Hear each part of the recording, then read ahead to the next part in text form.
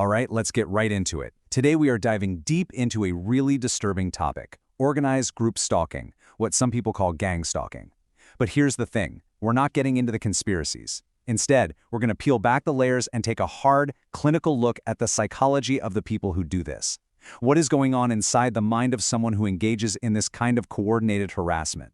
To figure that out, we have to look at what the actual research tells us. So, here's how we're going to break this all down. First, we'll build a psychological profile based on actual clinical data. Then we'll dig into their core motivations, the why behind it all. After that, we're going to peer right inside their distorted thought processes. And finally, we'll look at the very real consequences of these actions, not just for the victims, but for the perpetrators themselves. Okay, so let's start with the big question. Who are these people really? Well, forensic psychiatry actually gives us a surprisingly clear picture, and it's all based on data from documented cases. When researchers look at the perpetrators, they pretty much fall into two main groups. As you can see, a huge majority, 65%, show strong traits of antisocial and narcissistic personality disorders. The other big slice of the pie, 35%, leans heavily into paranoid or schizotypal thinking. So right away, you've got this really dangerous mix of massive ego and a thinking process that's just detached from reality. So what do these clinical terms actually mean in the real world? Well, that first group, the antisocial/narcissistic type, we're talking about people with basically zero empathy. They have this huge sense of entitlement and an intense need to dominate and control others. The second group, the paranoid type, they're living in a totally different reality, one filled with irrational suspicion. They're always on high alert, seeing complex plots in everyday mundane events. And kind of holding it all together is often a delusional disorder, this unshakable, fixed belief that their victim has it coming, that they somehow deserve all of this. All right, so we've got the clinical profile, the who. Now for the really crucial question, why? What on earth actually drives a person to pour all their time and energy into harassing someone else? Well, the motivations are just as disturbing as the psychology. The research points to two main drivers, and they often overlap. For about 65% of cases, the whole thing kicks off because of a grudge. It could be a rivalry at work, a bad breakup, some kind of perceived insult that just grows and grows into this mission for revenge. But for a whopping 70% of the people involved, there's another really powerful motivation: the need to belong. For someone feeling isolated or inadequate, joining one of these harassment groups gives them a sense of purpose, a twisted kind of community, and a feeling of status inside this us versus them bubble. But you might be wondering, how do they justify this to themselves? How do they sleep at night? Well, they use a powerful psychological trick called moral disengagement. Basically, they reframe the awful things they're doing. It's not abuse in their minds, no, it's a noble cause. They convince themselves they aren't bullies, they're vigilantes, fighting for social justice, or they're brave crusaders, exposing corruption. This little mental trick allows them to act without a shred of guilt. Okay, now we're going to venture even deeper. We're going inside the cognitive machinery itself. How does a person's thinking become so twisted that harassment doesn't just feel okay, it feels absolutely necessary? A huge piece of the puzzle is what's known as grandiose delusions. And look, we're not just talking about someone being a little overconfident. No, this is a deeply held, rock-solid belief that they have some kind of special insight that nobody else has. They truly believe they're on a mission from on high to uncover the truth about their victim. This delusion gives their life this profound sense of purpose and makes them feel totally superior. And then you've got projection. This is a classic defense mechanism, but here it's turned up to 11 and becomes incredibly toxic.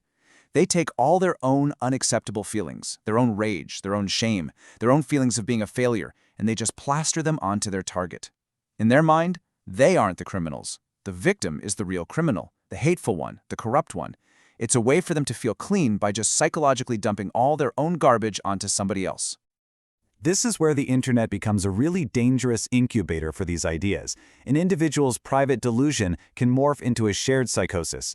You see, in online forums and private group chats, these bizarre beliefs aren't challenged. They're celebrated, they're reinforced, they're amplified. Every member of the group confirms the delusions of the others, which creates this powerful, intense feedback loop that makes a completely false reality feel solid and true. And I have to stress, this isn't just some abstract psychological theory. These distorted mindsets have led to real, tangible destruction in the real world. Let's just take a look at a few documented cases. Remember those narcissistic traits we talked about? In 2020, former executives at eBay, driven by personal vendettas, were convicted of felonies for a truly terrifying cyber-stalking campaign. Or how about the paranoid thinking? In 2022, a shooter in Ohio who was fueled by untreated paranoid schizophrenia and gang-stalking delusions killed 4 people. And it happens on a smaller scale, too. In countless workplaces, mobbing campaigns, driven by simple jealousy and neuroticism, have forced good people right out of their jobs. The consequences are absolutely severe, and sometimes they are deadly. But there is a final, deeply ironic twist to this whole story. In their obsessive quest to destroy another person's life, the perpetrators almost always end up destroying their own. The stalker ultimately becomes a victim of their own sickness. The research on what happens to them is just stark. Their obsession eats away at their life from the inside out. First, their whole social world collapses. 75% of them end up losing their real-world relationships with family and friends. Then, of course, the legal system eventually catches up. 65% of them end up facing prosecution for what they've done, leading to fines, restraining orders, and even prison. And finally, and to me this is the most telling part, their own minds literally turn against them. A staggering 40% develop mirror image delusions.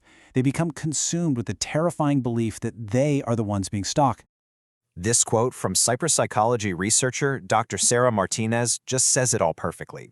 Their minds become halls of mirrors. The exact psychological warfare they use on other people boomerangs right back and shatters their own connection to reality. Their obsession literally consumes them from within. So when you understand this psychology, the real-world challenges become crystal clear. Clinically, treatment is almost impossible. Why? Because they almost never seek help. To them, a therapist is just another player in the conspiracy against them. That means prevention, through early intervention for these personality traits, is absolutely essential. And from a legal standpoint, holding them accountable is a massive uphill battle because it requires a crystal clear digital trail to prove that coordination ever happened. And all of this leaves us with a final, really unsettling question, especially for the hyper-connected world we live in today. When someone's personal belief system is weaponized to dismantle another person's life, how do we, as a society, even begin to protect reality itself?